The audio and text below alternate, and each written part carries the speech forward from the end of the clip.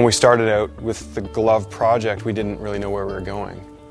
We thought we would try to improve upon waterproofness and try to improve upon fit and try to do it in a way that we could construct it that wasn't traditional. The standard Gore-Tex glove uses a waterproof breathable insert that gets sandwiched between the shell and the lining. And if you can believe it, this is the membrane that has to fit inside that.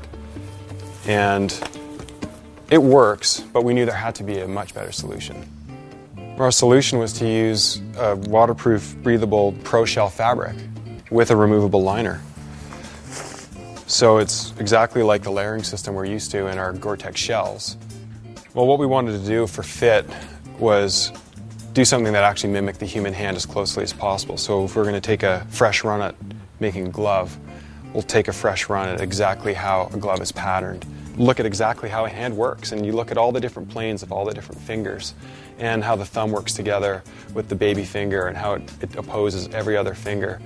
And when you look at that, you realize that each finger needs to be addressed separately to do what that finger needs to do. We were able to achieve the dexterity we wanted and get the fit we wanted by coming up with a pattern that was simple to sew and yet remained incredibly articulated. So ironically, we came up with something so simple. It's amazing. We hadn't thought of it before, but it's a single piece of fabric that has 3 lobes coming off of it. And those 3 lobes just flower together, one on 3 different planes, to become this incredibly articulated shape using the minimal amount of construction possible. When we sew that together, we trim it down to a micro seam allowance, 1.6 millimeters, so it's absolutely tiny. And by getting a seam tape on top of that, we take this tiny seam allowance and it gets crushed out into this completely flat surface to actually eliminate the seam allowance altogether. All the great things we did in the shell, we wanted to apply to the liner. We were able to take the same Tridexx pattern. We were able to micro seam the fleece, which has never been done before, and end up with 0 seam bulk. So when we take that, combine it with the shell,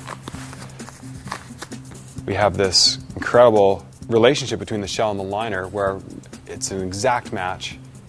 Well, the end result is that we have a glove that stays waterproof all day long and has a dexterity and a fit that is completely unexpected.